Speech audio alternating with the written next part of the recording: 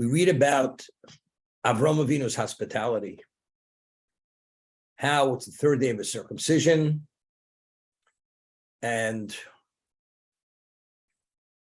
God wanted him to recover, to convalesce from his surgery of the Milah, of the circumcision. So he caused it to be the hottest day in existence, from the beginning of existence. There's no such hot day as that day, to discourage people, wayfarers, from bothering Avram. Avram is pained that they know wayfarers coming. God sends 3 angels in human form, and he believes they're regular human beings. And immediately, he sees them, he runs towards them, he prostrates himself before them, and he asks them, and he refers to them as he's their servant, they're his masters.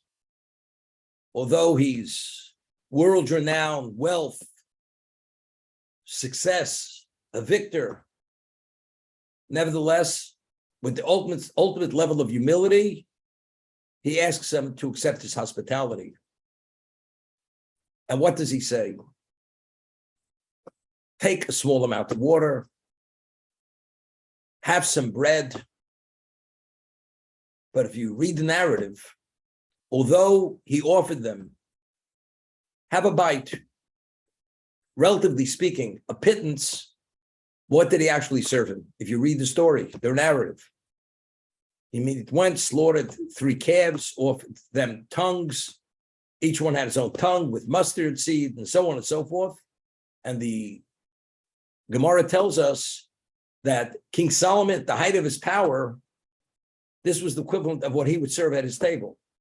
And Avram is serving this to 3 wayfarers who he's about to engage in a dialogue of monotheism, to refute paganism. But that's not the point I'm coming to make. What's the takeaway from Avram? Tzadikim, the devoutly righteous, Omer Ma'at Vosam Harbi. They say very little. Why don't you have a morsel of bread? So he said very little initially. But yet, when they deliver, it's enormous. It's something that you never considered. Have a snack, and he's serving a 20-course meal here. Something which is fit for kings. Rishoyim, the evil, Omrim Harbe, evil people, they promise you the world. Veinim osam afilamat. When it comes to deliver, not even as much as an iota. Where do we draw that from? The takeaways from Ephron. Ephron with the Tumah Machpelah. Initially, Avram needed a burial location for his wife, Sori Menu, and he was interested in the Mars Machpelah, Tumah Machpelah. Ephron says, consider it yours. Consider it a gift. It's gifted to you. But yeah, when it was time to sign over the deed, he charged him a king's ransom for it. So from there we see Rishoyim, the evil, Omrim Harbe, they promise you it's a gift, consider it yours. But when it comes to deliver, they deliver nothing. And you pay a pound of flesh for whatever they promised you. That's the difference between the tzaddik and the Rasha. The Rasha says the tzaddik says very little. Omrim Ma'at, but Osam Harbe. The Rasha, Omrim Harbe, Einam Osam Afilu Ma'at. So the way I always understood it was, why tzaddikim Omrim Harbe, Omrim Ma'at, Osam Harbe? What does the tzaddik say? Very little, but yet when he actually executes what he's meant to execute, it's in a very elaborate, enormous way.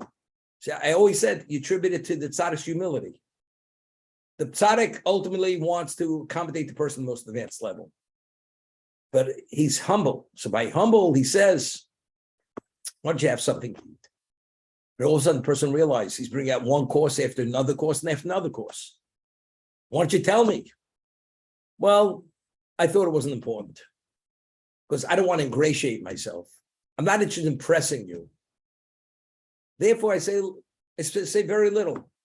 I don't reveal what I'm going to do, but ultimately, you'll be all I want. You should be a beneficiary of my hospitality or whatever I want to do. That's the way I always understood it. But I was thinking about it recently. I think it's much more than that. The Torah says that a Jew, when he speaks, he should speak b'lashon nekiyah. You should speak in a more refined manner of speech. You could say two words. One is more earthy, and the other one is more refined. For instance, the Chazon Ish, who was a man who dedicated his life to Torah, and he came about the truth of Torah. If something wasn't correct and was really baseless and false in Hebrew is sheker. Sheker is false. But sheker is very direct and very heavy negative. That's sheker. So the Chazon Ish would say, rather than say sheker, you know what he would say? Einenu emes. It's not true. Rather than saying it's a false, it's a lie, he would say it's not true. It's a non-truth. Not to say something with that degree of negativity.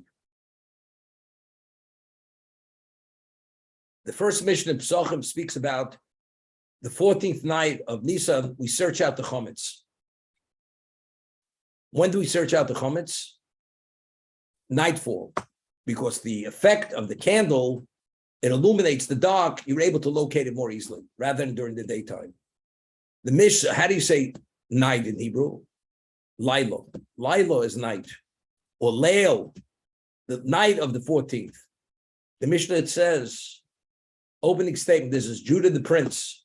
Or lar ba'osor, botin chametz loraner. The light of the 14th, that's like the very beginning of the night where it's not really very dark yet. That's when we start searching it. So the Gemara asks, it should say, Leil Abosa. The night, Leil is like Lila. The Leil of Abosa, we search it out. What does it say? Or Labosa. The light. When there's still light, that's when you search it out. It means the very beginning of nighttime. So our answer is because night has a very ominous connotation. Nighttime. It's dark, it's ominous. One doesn't see, one has to grope in the dark. Or means, since it's night, but since it's the very beginning of the night, and I'm able to say it in a more positive way, I say or labosa. I say the light of the 14th, when it's still light, which is the very beginning of nighttime. Of course, a Jew, when he speaks, should speak in a more refined way. Fine means if you use a word which has a more positive connotation, although they both mean the same thing, use the more refined word. Where do we learn this from?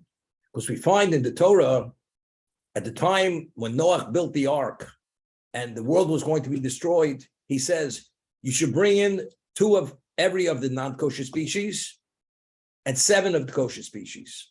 The non-kosher species, a couple, a male and a female. So in Hebrew, non-kosher species, the way it's referred to in the Torah is behema hatameo, the contaminated species. Meaning that's how it's referred to in the Torah normally, the non-kosher species. But yet when it came to identify the non-kosher species to bring it into the ark, it says, ha-behema asher einenu Torah, the animal that was not pure. And we know the Torah is very careful how many words it expends.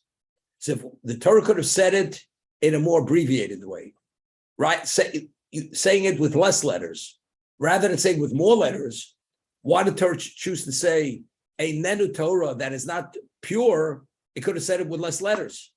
So the takeaway is, of course, the Torah is teaching us a lesson that if you're able to speak in a more refined manner, rather than a more earthy or something which has an ominous connotation or a negative connotation, speak in a more positive, refined rather than less. So what's the takeaway? So the way most people learn, takeaway is a Jew has to speak in a more refined manner. That's the takeaway. Because God is teaching us. He could have written Tameo, contaminated, but he chose to write Eidah Torah. So we should learn from God, speak in a more refined manner. So then, a number of years ago, I thought, no, it's much more than that. It's much more than that. There's a positive commandment in the Torah. You should walk in the way of God, meaning you should emulate his characteristics. It says, "V'alachta b'drochav." How do you walk in the way of God?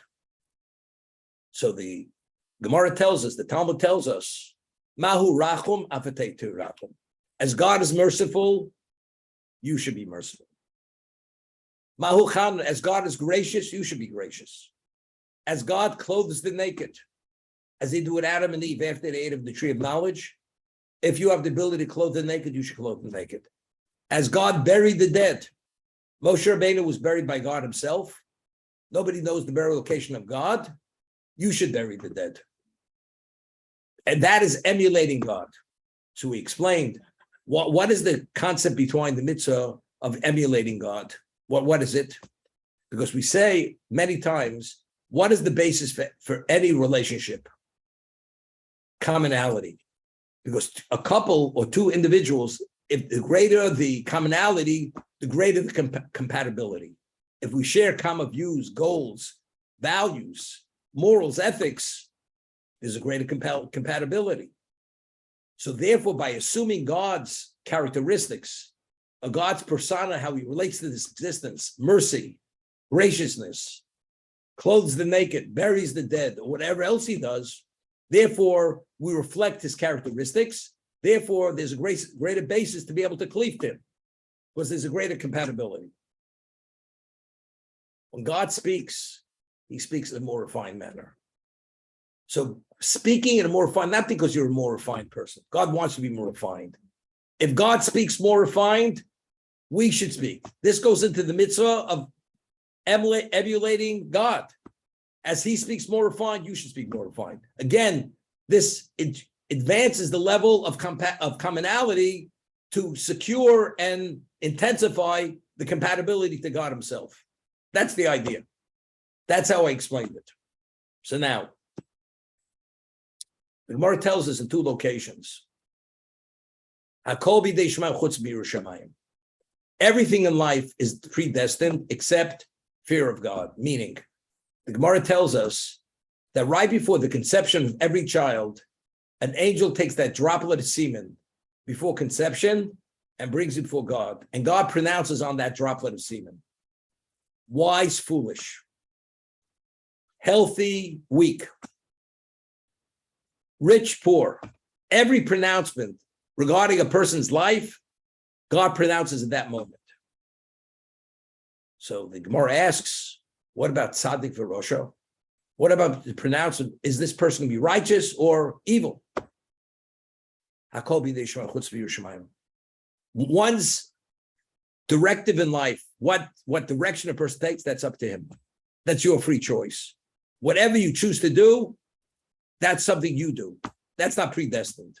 Everything else in our lives is all predestined. But that free choice, and therefore, if we make the right choice, we're fully deserving of whatever that is. And if we, God forbid, we make the wrong choice, we're fully culpable for that wrong choice. Because it's only due to our own initiative that we made that choice. Okay? Now, the Chofetz Chaim points out in the Avas Chesed, his work, Loving Kindness, that, and he explains it with an allegory, because he asks a question. We find that, based on the verse, that reward for a mitzvah is considered Chesed Hashem. It's God's indiscriminate kindness. So he asks why. We say you have to take initiative. We say L'fum Tzara Agra. The more difficult it is, the greater the reward. So we pay a hefty price. It's a hefty, serious investment for a mitzvah. So why is reward considered chesed? It's something a person works for an employer and he has a wage. The wage, is that chesed? Is that kindness that the employer pays his employee? He owes it to him. He's a debtor. So we do the mitzvah and there's a prearranged understanding. God is indebted to us. He has to give us our reward. So why is it considered a chesed? So he explains it with an allegory, the Chofetz Chaim. What's the allegory? This young man who has tremendous potential and he wants to be a diamond cutter. And he goes and he allows himself to be apprenticed by the most expert diamond cutter in the field. So he goes for an interview. Diamond cutter says, I will take you under my tutelage and I will teach you how to cut diamonds. And I tell you what my responsibility to you will be. For the next 4 years, I will give you room, I will give you board, I will give you clothing, I will tend to all your physical needs. And the machinery on which you're going to learn how to cut diamonds is going to be my machinery. The rough diamonds that you're going to be taught on are going to be my diamonds. And after 4 years, I believe you'll be that exceptional diamond cutter. And then he says to him, but what is your payment for this? That when you start cutting diamonds for me, normally when I give out diamonds to be cut by other cutters, I pay so much. But because I taught you and you're my apprentice, I pay 20% of what I pay everyone else. So this young man knows nothing, and he sees the value of being apprenticed by such a expert diamond cutter. He agrees. After he finishes his apprenticeship, he starts cutting diamonds. He surpasses even what the diamond his teacher taught him. And now all of a sudden, this teacher has tremendous amounts of rough and is giving out diamonds to be cut to many cutters. And he's paying them a very hefty fee for each diamond, each carat. And this diamond cutter, the student, outpaces them endless times over. They don't compare to him. And he's paying him 20% what he's paying everyone else. Time passes going on. After a while, he can't handle it, can't tolerate it. He goes to his teacher and he says, I don't think it's fair. Nobody cuts the way I cut the diamonds. I surpass them endless times over. How do you pay me only 20% of what you pay them? The end result, end product's not the same. So the apprentice says to him, his teacher says to him, his master says to him, I'll tell you this between them and you. When you practiced and were taught, firstly, it was my machinery. It was my rough. I assumed full responsibility, room and board, food, clothing. The only thing you contributed was that you paid attention and you took initiative. But outside of that, I supplied everything. These people, I never taught them how to cut diamonds. I never supported them. I never underwrote them, and they cut it on their own machinery. So there I pay them for the full service. Therefore, I must pay them more than I pay you. So when you're getting 20%, even 20%, you realize you don't deserve more than 20%. So the Chofetz Chaim writes, why do we exist? Why do we have intellect? Why do we have a physicality? Why do we have an ability? Why could we apply ourselves? Why do we have an agility? Because God wills it. Every aspect of our being, God wills. What's our contribution? Our initiative. See, even though our contribution is initiative, what is God giving us for that? You invest a penny and you have infinite return. So you're right, for the penny investment, that's called reward. But why is God giving you mega return on a pittance of an investment? You know what the answer is? That's called chesed. That's God's kindness. You do a little, your contribution is infinitesimal, and the return, the reward is eternity. We read in Pirkei Avos, Havizov mitzvah kala b'chamura. You should be as careful with an ordinary mitzvah as a more severe mitzvah. Ain't I tell you this, because you don't know the real value of a mitzvah. Person puts a penny in a charity box. What's a penny? What's its value? Does it really make a difference? It's not the penny you've given charity. You've done a mitzvah. Doing a mitzvah, it activates forces which create eternity. Therefore, don't underestimate even something that seems to be innocuous or something simple or not severe. Be careful. You have to be taken into consideration very seriously. because it produces mega results. Therefore, don't underestimate what its value is. But it's exactly this. Therefore, when God rewards us for a mitzvah, for anything in life, it's totally chesed. So let's understand now. Tzadikim omrim ma'at v'osim harbe. Tzadikim, they say very little bit, a small amount. But what did they deliver? They deliver enormous amount. Here, Avraham says, have a morsel of bread. He serves a king's feast. At Solomon's table, they would serve this elaborate type of meal. Why? You say it's humility. No, that's emulating God. As God says, just do this. And what does he deliver? He delivers mega return. Eternity, the tzaddik wanting to emulate Hashem, he speaks in small numbers, a pittance. But what does he deliver? He delivers mega. So therefore, that the tzaddikim omer ma'at v'osim harbe, that's part of the concept of emulating God's way, as being merciful, as being gracious, as clothing the naked and burying the dead, and as speaking in a more refined manner. Do speak less in small measures, but when you deliver a tremendous amount. And if you do that, then you're truly emulating Hashem. And that creates a greater commonality, and as a result of that, the compatibility is even greater for that reason.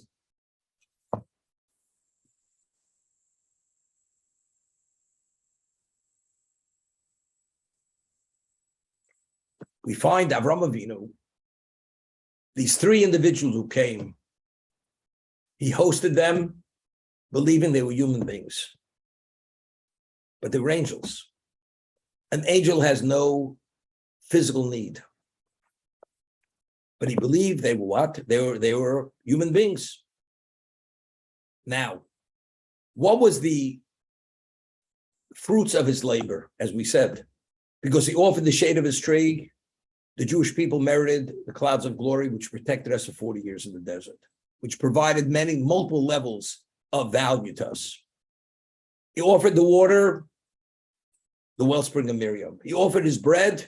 We had the manna for 40 years, which sustained us at every level, spiritualized us. That's what it did.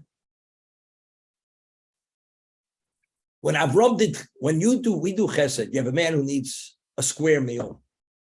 He truly needs it. And you provide it for that man who's in need. What did you do? The person had a need, and you satisfied that need. That's truly chesed, because there's a beneficiary.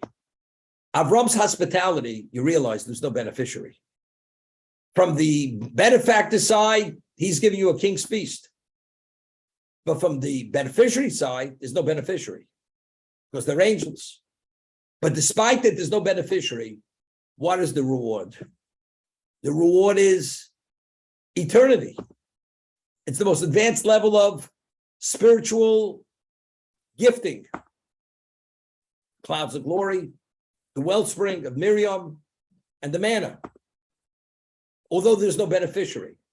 So Midrash says like this: Avram did chesed with those who were not in need of chesed, because they were angels. And look at the reward which God gave him.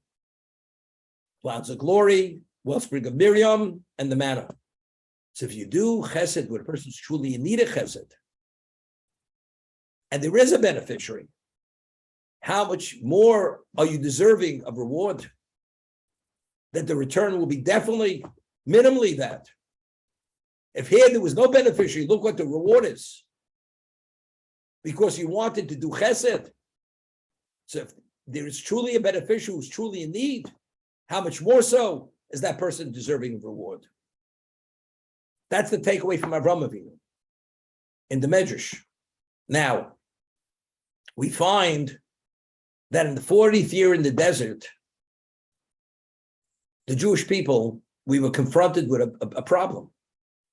They commissioned Bilam to curse the Jews. He failed. So how did they want to destroy us?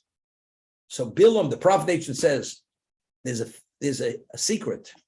The God of the Jews will not tolerate licentiousness. You have the Moabite women go out and seduce them on the condition they do idolatry. If the Jews are drawn into this, God will destroy the Jewish people. And it almost worked.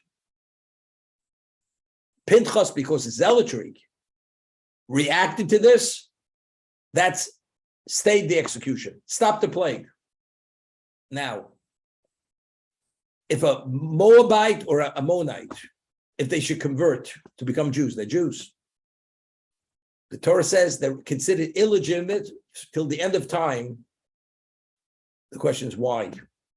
Because in the desert, rather than commissioning Bilam to curse you, what they should have done is they should have come out and offered you water and bread. Water and bread. And they did not. So because they did not, that's a claim against them, a serious fault failing them. Therefore, forever, they cannot marry into the Jewish people. Although they're Jewish, they're considered illegitimate. Now, the Midrash says, what's the takeaway from there? We learn from there in a situation where the Jews were not in need of chesed. We didn't need their water, we didn't need their bread. We had the wellspring of Miriam, we had the manna. But because they did not do chesed with those who did not need chesed, we were not in need of chesed. And look at God's reaction and condemnation, that they're forever illegitimate. So a person who withholds chesed from a person who truly needs chesed, you can imagine the level of condemnation there is to that person. That's the takeaway from there. They did not do chesed with people who did not need chesed. So the obvious question is, so what's the claim against them? So if we were not in need of chesed because we had the wellspring and we had the manna, so they didn't offer the bread and water. They didn't offer this hospitality. The answer is the standard of chesed for a Jew is another level. It's not the bread, it's not the water. The bread and water is only the circumstance.